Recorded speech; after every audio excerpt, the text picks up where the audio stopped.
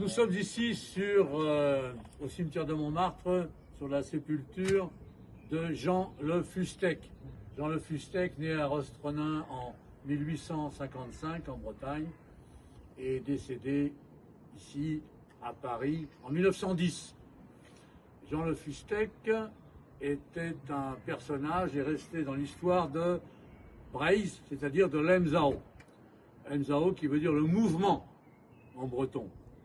L'Emzao est le premier mouvement à débuter dans la mythologie fondatrice de Breizh, dans la Bretagne en breton, en 383, au IVe siècle, quand le général Maxime, qui est devenu Maxène Vlédic dans l'histoire, général romain, a débarqué du pays de Galles de Caërléon, la ville des légions, en 383, donc avec les légionnaires bretons de l'île de Bretagne du pays de Galles, pour prendre le pouvoir à Rome en 384, pour rétablir l'ordre païen, puisque Rome était décadent suite à l'imposition du christianisme surtout.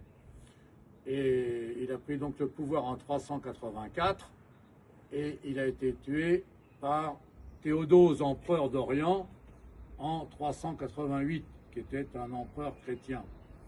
Et ces légionnaires, suite à cette rupture à la bataille d'Achillée, sont remontés à travers la Gaule en bagades, on appelle les bagaudes maintenant, parce qu'ils vivaient sur le dos de l'habitant, et comme des brigands, quoi, pour repartir au pays de Galles. Mais pendant leur absence, les Angles et les Saxons de Germanie avaient débarqué dans l'île de Bretagne, avaient pris le pouvoir. Ils sont donc restés dans le nord de la Bretagne en voulant embarquer à la Berbrac, et ils ont donné leur nom, donc pays de Légion, à cet extrême nord-ouest de la Bretagne, le pays de Léon, le pays de Légion. On appelle le Bro-Léon maintenant. Donc, ils ont créé des petits États qui ensuite ont été fédérés en 845 par le roi Névénoé, qui est devenu roi de Bretagne et chef de l'État breton, uni après sa victoire contre Charles le Chauve, le fils de Charlemagne. Et donc il a été reconnu par Rome, etc., comme roi catholique à ce moment-là. Puisque le catholicisme breton, bien que chrétien, avait intégré tout le paganisme celtique. Les dieux étaient devenus des saints, et le prêtre de Bel, le Bélec, était devenu le prêtre de l'église catholique, comme on l'appelle toujours, Bélec d'ailleurs. Le prêtre de Bel. On devrait l'appeler Christec, mais la tradition est restée avec le terme de Bélec. Donc, ça c'est l'origine de l'Emzao, qui est reparti en force au XIXe siècle, après la Révolution française, en réaction contre le pouvoir matérialiste, bourgeois, le pouvoir financier, la fonction économique au pouvoir politique à la place de la fonction philosophique. Donc tout au long du XIXe siècle, il y a eu une évolution de l'Emzao avec Cadoudal, Chouan, Jean-François Algonidec, etc., avec aussi Troude, Miline, des grammairiens et lexicographes qui ont étudié les dialectes bretons pour en faire une langue unie. Et ce qui a donné l'URB, l'Union régionaliste bretonne, qui était pour une république fédérale française avec l'autonomie des peuples, écrasée par la république centraliste jacobine. C'est là qu'apparaît donc Jean Le Fustec, membre de l'URB, et qu'il crée donc pour rétablir un pouvoir philosophique Il crée en 1899, avec Taldir Jaffrenou et Erwan Berthou, le collège des druides de Bretagne, puisque druide en langue bretonne, en langue celtique en général d'ailleurs, veut dire philosophe, Trúides, celui très savant, qui est très sage, qui aime la sagesse. C'est lié aussi au chêne d'Héro, d'Héroïdes, c'est-à-dire le savoir du chêne, puisque le chêne est associé dans la mythologie celtique à la sagesse. Il y a beaucoup de contacts encore à l'époque entre les Bretons et les Gallois, qui sont leurs frères d'origine.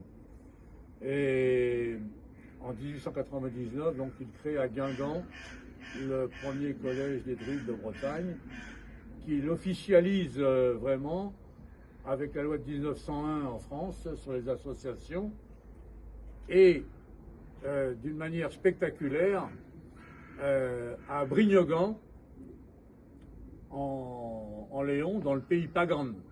Il choisit le pays païen, pagan, c'est une minorité ethnique du nord du Léon. Il crée la première grande cérémonie druidique à Brignogan contre le Main Mars, c'est-à-dire la pierre magique, qui est le grand menhir de Brignogan, qui fait 8 mètres de haut et qui est christianisé maintenant avec une croix à son sommet. Et là, c'est un événement retentissant, non seulement dans le Léon, mais dans toute la Bretagne, car il y a de nombreuses personnalités qui prennent part et qui sont intronisées, comme l'académicien Charles Le Goffik, Anatole Lebras, Erwan Berthou bien sûr, et Taldir Jaffrenou. Et ça, c'est en 1903 à Brignogan, et il écrit dans le journal L'Hermine et Le Soleil qu'il choisit le pays païen, du moins ce qui reste de paganisme dans cette petite population dont je suis originaire moi-même par ma famille, qui est restée résistante au christianisme triomphant, bien sûr. Mais il y a beaucoup de sang vikings aussi chez les pagans, et ils continuent à pirater des bateaux.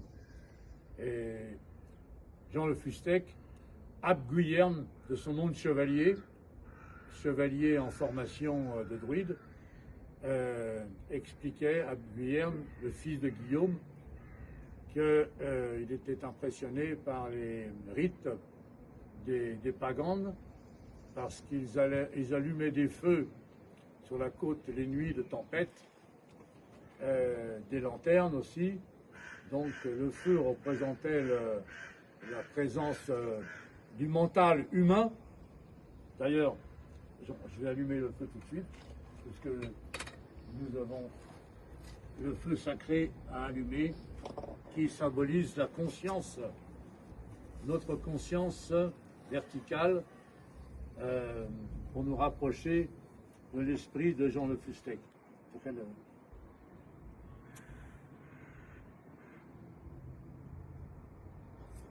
Mario? Mario. Mario? Mario. De Jean Le Fustec. Et ce feu qui symbolise donc l'âme humaine à la verticale qui se monte vers l'esprit, accroché aux cornes des vaches sacrées dans le Léon, car ce sont des animaux nourriciers, attirait aussi des biens matériels par les naufrages. Donc on avait le symbole de la matière, la matière physique avec l'eau de mer, avec les biens matériels, minéral, végétal, les symboles, avec les animaux, les vaches, et le feu du mental. Hein. Donc tout ça était des symboles conservés par les pagans du Léon sur la côte sauvage. Il expliquait aussi que la cérémonie druidique de Brignogan était symboliquement protégé par le chaos de la côte, des rochers majestueux, ces grandes statues sauvages de granit qui ressemblaient à des gardiens protecteurs non seulement des habitants, mais de la langue bretonne, incarnée dans le granit. Hein, que Jean Le Fustec était un journaliste, poète et très romantique. Et ça a beaucoup marqué donc l'histoire de l'Emzao, cette cérémonie retentissante à Brignogan. Et ça, c'est ce qui a lancé le Collège des Druides de Bretagne, qui a donné naissance à un mouvement politique, le Parti nationaliste breton, en 1911, qui a été créé par des militants comme Le Mercier d'Hermes et par mon grand-père paternel aussi, qui lui avait refusé Yves Tillenon à Louzaouer, donc de participer à la mobilisation de la guerre de 14 en tant que nationaliste breton. Il ne voulait pas défendre la République, qui était l'ennemi des nationalistes bretons. Il avait pris 4 ans de prison aux assises de Quimper. C'est les aléas du militantisme à l'époque d'affronter la répression. Et donc, le pauvre Jean Le Fustec est décédé à Paris en 1910, le 22 mars. C'est son anniversaire de décès aujourd'hui. Il y a donc 116 ans. Il était rédacteur à la préfecture de Paris. C'est pourquoi il avait dû laisser l'Union régionaliste bretonne et le Collège des Druides de Bretagne, et il avait donné le pouvoir à Erwan Berthou, Calet-Wurf qui veut dire le Excalibur en breton. Voilà. Et ensuite, Calet-Wurf, après la guerre de 14, a donné le pouvoir à Taldir Jaffrenou, qui a donné le pouvoir lui-même à Pierre Loisel après la Deuxième Guerre mondiale, qui a donné le pouvoir ensuite à François Terce, et François Terce à Gwen Flandlos Quezec, et Gwen Flandlos Quezec à Pierre Varic alors. Donc tout ça pour dire que le Collège des Druides de Bretagne perdure toujours et a eu une grande importance, même s'il en a beaucoup moins maintenant, une très grande importance dans le mouvement de renaissance celtique en Bretagne. Hein? C'est pourquoi je vais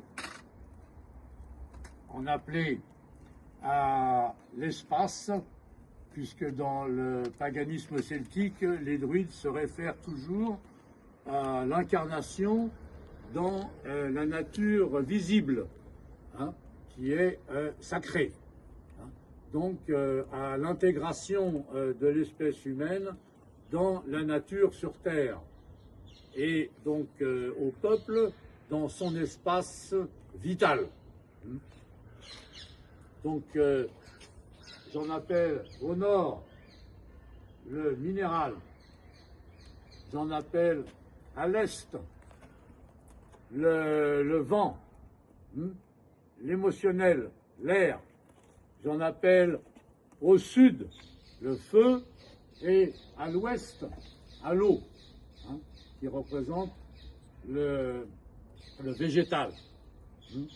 Donc nous en appelons aux 4 points cardinaux pour nous protéger avec le premier grand druide de Bretagne, Jean Le Fustec, en ce jour, son premier jour de printemps, hein, qu'on appelle l'équinoxe, qui est une fête celtique très importante, hein, l'équinoxe de printemps, qui est le symbole de la Renaissance.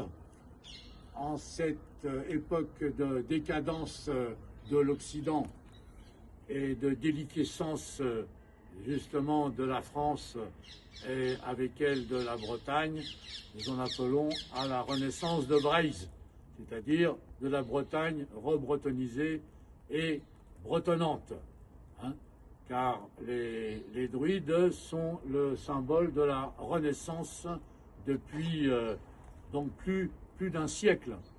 Plus d'un siècle, c'est pour ça qu'ils se rapprochent beaucoup de l'écologie, du mouvement écologique, puisqu'ils participent à la sacralisation de la nature visible, qui est en grand danger aujourd'hui, hein, puisque dans les religions monothéistes issues du Proche-Orient, en guerre aujourd'hui, c'est pas par hasard, Dieu est uniquement dans le monde invisible et la nature visible sur terre est profane, pour des raisons évidentes d'échange, de commerce. Hein, les judéo-chrétiens, devenus surtout protestants maintenant, se permettent de profaner la nature afin d'en faire de l'agriculture et de l'élevage pour stocker, et depuis des millénaires, hein, pour stocker et faire du troc, et ensuite donner naissance à la monnaie. Bon, toute cette évolution aboutit finalement à Wall Street. Et on connaît le résultat. Aujourd'hui, c'est la guerre avec l'histoire du détroit d'Ormuz, etc., etc. C'est une logique implacable dans l'esprit de la valeur d'échange et non pas la valeur d'usage.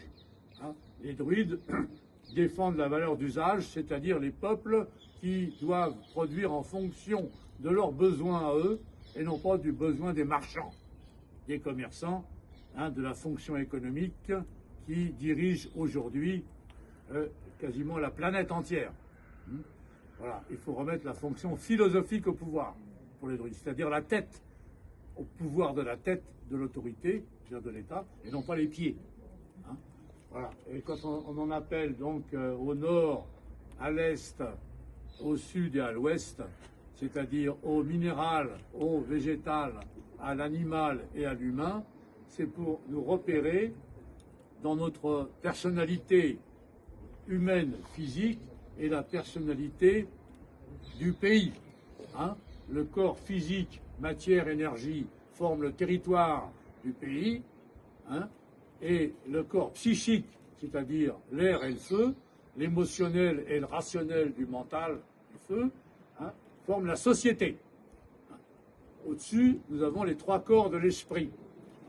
Hein, l'esprit qui est incarné en nous, hein, l'esprit divin, est formé de la volonté, de l'intuition et de l'intelligence. Hein, ce que Platon appelait le vrai, le bon, le beau, qui forme le bien. Les Bretons disaient Arioul, en adérez, agarmeis, hein, c'est-à-dire toujours la volonté, l'intuition, l'intelligence.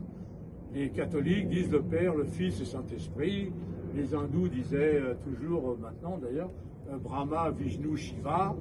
Les Égyptiens, Osiris, Isis, Horus. Et les Grecs, Ouranos, Chronos, Gaïa.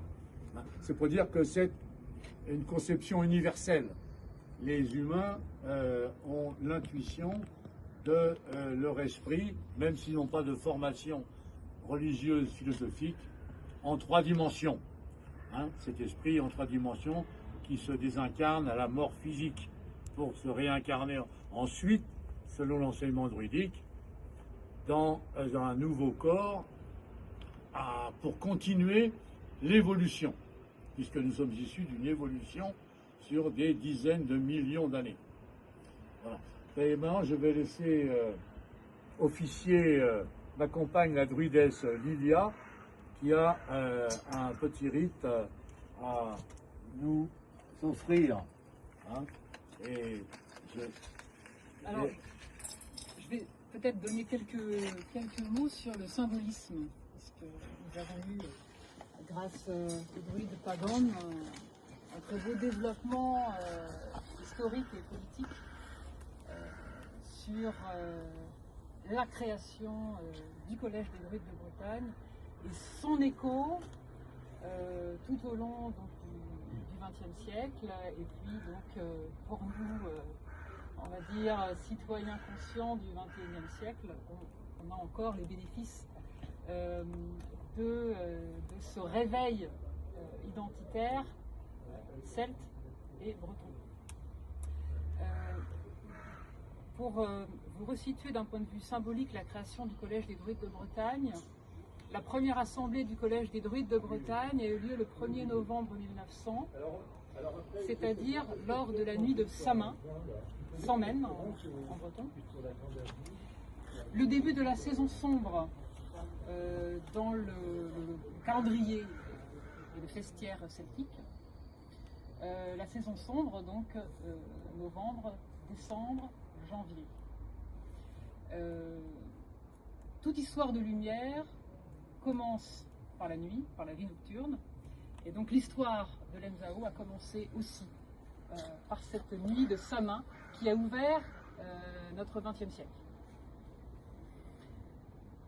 Au 1er février, nous fêtons Imbolc, qui est le début de la saison claire.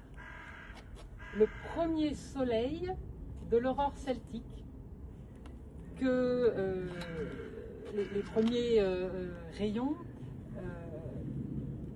nous apportent cette renaissance et donnent la main aux rayons lunaires qui s'éteignent et qui permettent aux premiers jours symboliques de l'année dans sa vie diurne de naître. Imbolc est donc une fête lunaire et solaire en même temps. C'est la fête du passage au premier rayon du premier soleil dans son enfance que l'on trouve ici dans le premier rayon du tribande, qu'on porte également en tant que druide quand nous officions. Aujourd'hui, nous sommes à l'équinoxe, donc au cœur de ce premier temps de la saison claire de la vie diurne de l'année. Donc c'est le temps d'équilibre entre nuit et jour, l'équilibre étant ce point de liberté dont parlent les triades druidiques, ce qui nous rappelle au sattva indo-européen. Voilà, c'est ce point d'équilibre où la véritable liberté peut s'exprimer dans la verticalité. Les jours de l'année avancent, le deuxième rayon, ici au centre, le rayon zénithal, c'est le soleil dans sa pleine maturité, c'est la saison des feux de Beltane, Beltaïn, que nous fêterons donc, dans la nuit du 31 avril au 1er mai.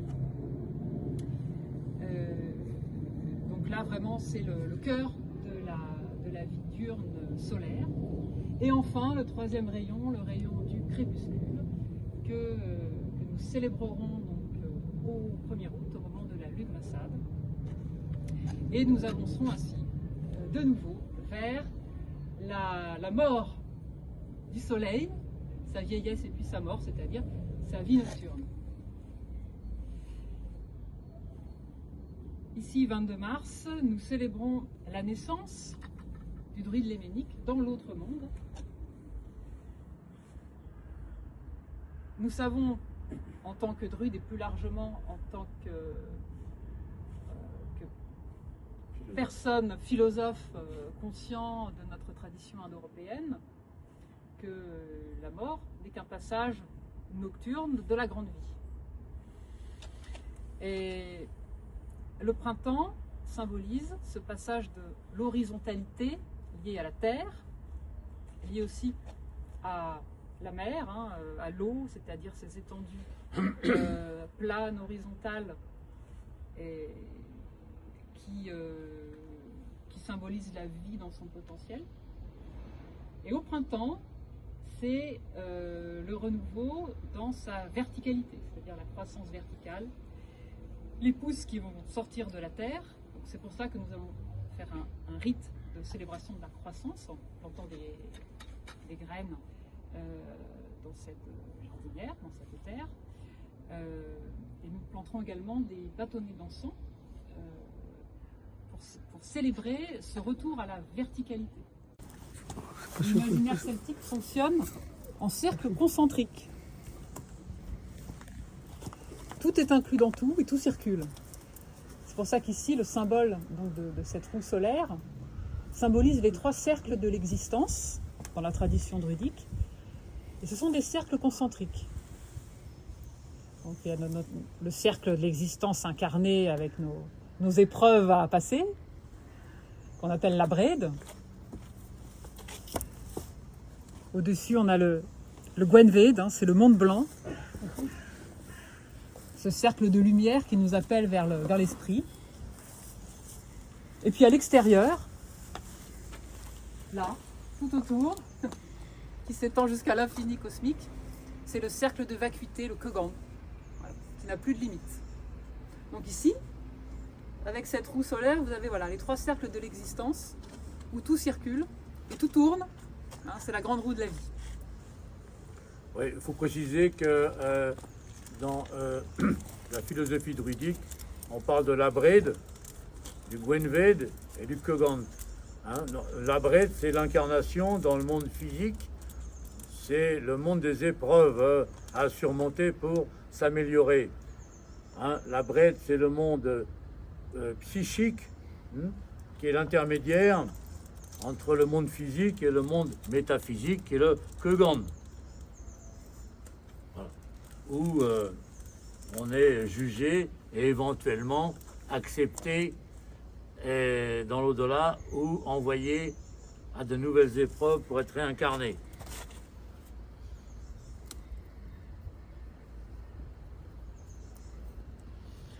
Voilà. Bon, ben, je vais vous inviter à passer pour planter quelques graines dans la jardinière, là, à commencer par monsieur. Oui. Tenez. Ce sont des tournesols. Voilà. Comme on n'est pas nombreux, vous pouvez en mettre plusieurs. On verra l'année prochaine qu'ils seront devenus. Ça, c'est le rite de fécondité de la Renaissance en ce nouveau printemps.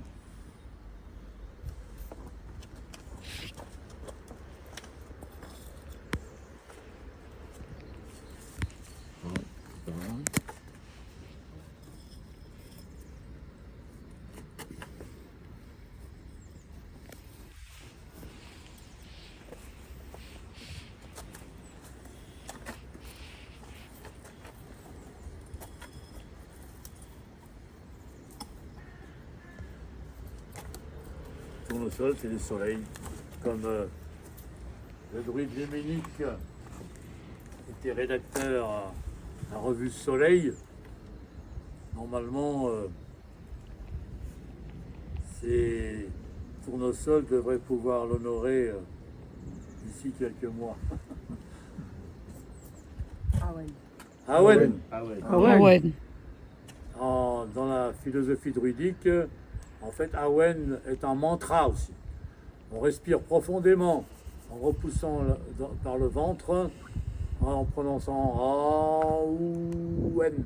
Voilà. C'est-à-dire que le A, le son A débloque le plexus solaire, le OU, la thyroïde, la gorge, et le Awen, mais c'est une ouverture par ce qu'on appelle le Antakarana, le fil d'argent, vers l'esprit, vers l'inspiration, qu'on appelle aussi Awen.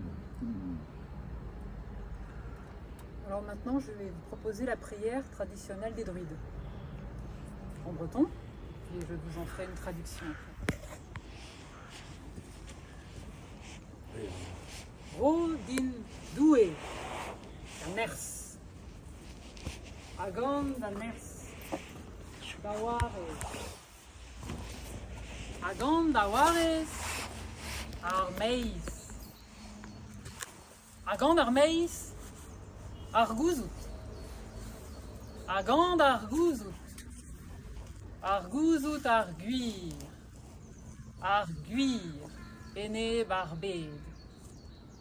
Agand argouzut arguir, e garout. Adre garout arguir, da, garout, doué. Doué, ha pep madeles. Awen. Awen. Awen.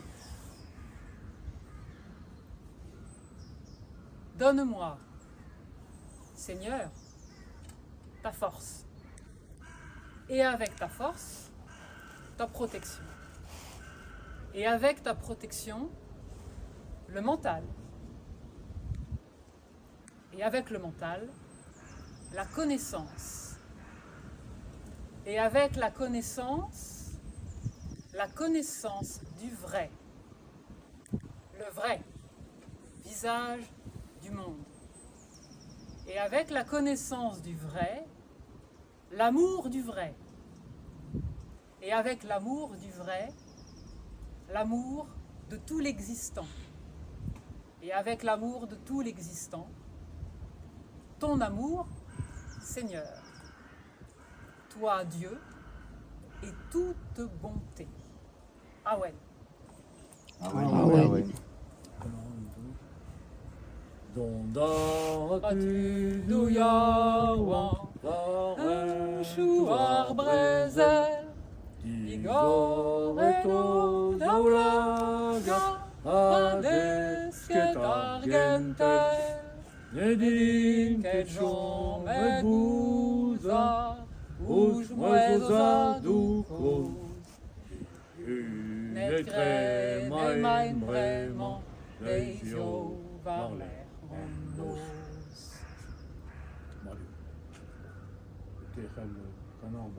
Arbrogos, notre hymne national. Daoubos, deux couplets. Joël, t'as à voir, t'es au da gand a gandine. Mais donc il a dit un quiz à Stripal Radio. Allez, vas-y, comme... Ni braisis a galon carambon lievro brudede en arvordre arbetrodro dispont greis arbrezel ontadu ken mort asquia se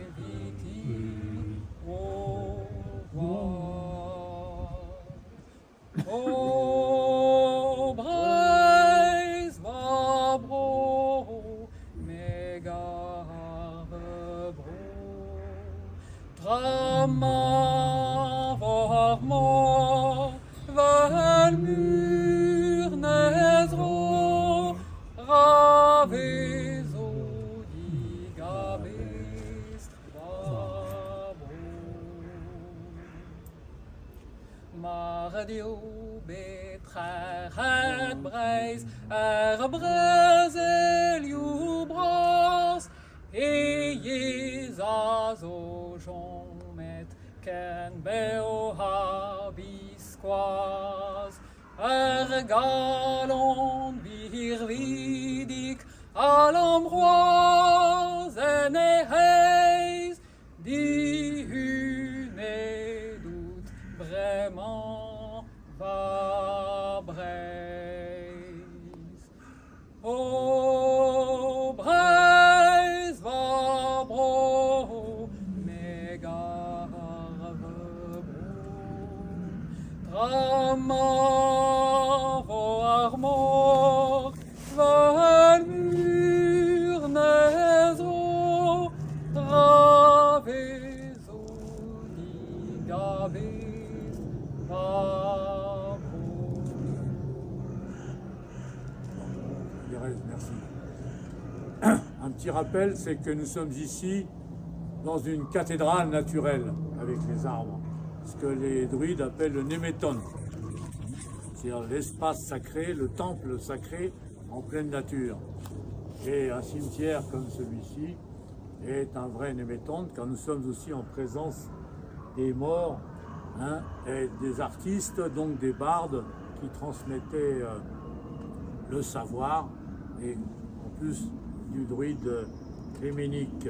Mon grand-père, le druide Al-Luzawer, mon grand-père paternel, disait, en critiquant le pouvoir de l'argent, la fonction économique, la terre est bonne pour les morts, il ne sert à rien de vouloir se l'approprier, car c'est nous, hein, c'est elle qui nous possède. Voilà.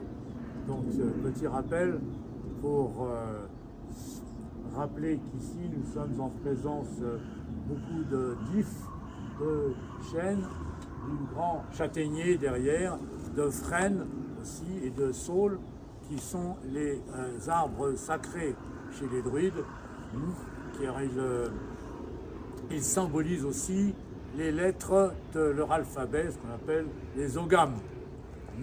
Voilà pour la culture celtique qui est très souvent oubliée parce que, évidemment, le pouvoir marchand n'a pas intérêt à l'enseigner dans nos écoles de cette république matérialiste. Brini, Trugarès Déor. Merci à vous les corbeaux. Oui, il ne vous a pas échappé que tout au long de notre petite cérémonie aujourd'hui, dans ce sanctuaire, ce Néméton, nos amis les corbeaux et leurs cousines les corneilles se sont manifestés au-dessus de nous en permanence. Ils ont toujours été, pour les druides, les messagers des dieux, les guides pour les défunts et la voix des ancêtres. Ils étaient vus comme de mauvais augures au Moyen-Âge par les chrétiens, mais ils sont pour nous philosophes, des oiseaux très intelligents et porteurs de lumière, médiateurs entre Jean le Fustec léménique, l'autre monde et nous-mêmes. Merci beaucoup pour votre attention. Trugarez Diolch. Et Trugarez Druides Lilia, car comme on dit dans notre enseignement, toutes les dames sont des femmes, mais toutes les femmes ne sont pas des dames. Et Dame Lilia nous a très bien fait part de son enseignement, comme tous les hommes sont que tous les chevaliers sont des hommes, mais tous les hommes ne sont pas des chevaliers ou des druides. Donc, j'encourage tout le monde à s'instruire de l'enseignement philosophique et en général, et druidique en particulier, puisque même Platon aurait été formé par les druides à Chartres.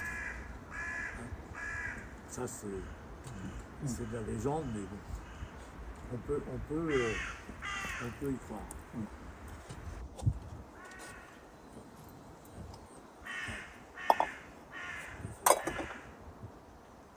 Échu.